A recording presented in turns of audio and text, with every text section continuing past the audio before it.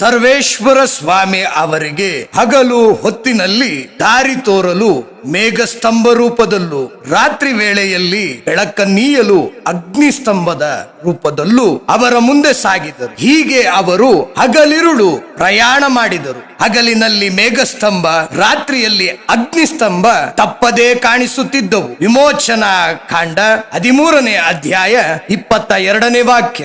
ದೇವರ ಪರಿಶುದ್ಧ ವಾಕ್ಯ. ಪ್ರಾರ್ಥಿಸೋಣ.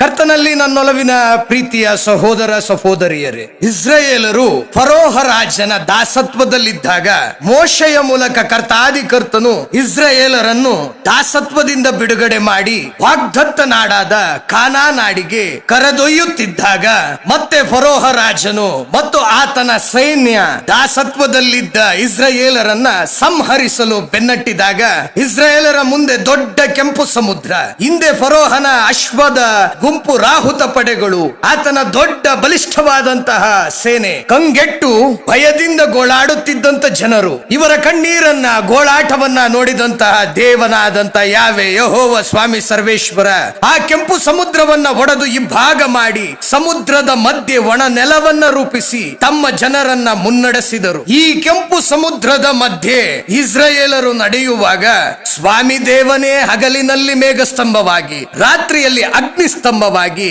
ಈ ಇಸ್ರಾಯೇಲರನ್ನ ಮುನ್ನಡೆಸಿದರು. ಈ ದಿನ ಹಲವಾರು ಸಮಸ್ಯೆಗಳು ನಿಮ್ಮ ಮುಂದೆ ಸುತ್ತುವರೆದಿದೆಯೇ? ಮುಂದೇನು ದಾರಿ ಎಂದು ಯೋಚಿಸುತ್ತಿರುವೆಯಾ?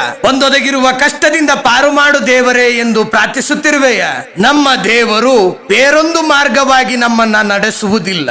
ನಮ್ಮ ಮುಂದೆ ಎಂತಹ ಕಷ್ಟಗಳೆಂಬ ಕೆಂಪು ಸಮುದ್ರವು ಮುಂದಾದರೂ ಆ ಕಷ್ಟಗಳೆಂಬ ಕೆಂಪು ಸಮುದ್ರವನ್ನ ಒಡೆದು ಇಬ್ಬಾಗ ಮಾಡಿ ಅದರ ಮಧ್ಯೆ ತಾವೇ ಮೇಘ ಸ್ತಂಭವಾಗಿ, ಅಗ್ನಿ ಸ್ತಂಭವಾಗಿ ನಾವು ನಂಬಿರುವಂತಹ ದೇವಾದಿ ದೇವನೇ ಮುಂದೆ ನಡೆದು ನಮ್ಮ ಕಷ್ಟಗಳೆಂಬ ಆ ಕೆಂಪು ಸಮುದ್ರದ ಮಧ್ಯದಲ್ಲೇ ನಮ್ಮನ್ನ ನಡೆಸುವಂತ ದೇವರಾಗಿದ್ದಾರೆ. ಪ್ರಿಯರೇ, ನಾವು ಪ್ರಾರ್ಥಿಸುವಾಗ ದೇವಾದಿ ದೇವನೇ ನಮ್ಮ ಮುಂದೆ ಇರುವ ನಮ್ಮ ಕಷ್ಟಗಳೆಂಬ ಕೆಂಪು ಸಮುದ್ರವನ್ನ ಒಡೆದು ನಮ್ಮ ಮುಂದೆ ನೀವೇ ನಡೆದು ನಮಗೆ ಬಂದೊದಗಿರುವಂತಹ ಕಷ್ಟ ಕಾರ್ಪಣ್ಯಗಳನ್ನ ಒಡೆದು ಈ ಜೀವನವೆಂಬ ಪಯಣದಲ್ಲಿ ನೀವು ಮುಂದೆ ನಡೆದು ನಮ್ಮನ್ನ ಸುರಕ್ಷಿತವಾಗಿ ನಿಮ್ಮ ರಾಜ್ಯಕ್ಕೆ ನಡೆಸಿರಿ ಸ್ವಾಮಿ ಎಂದು ಪ್ರಾರ್ಥಿಸೋಣವೇ. ಆಮೆನ್.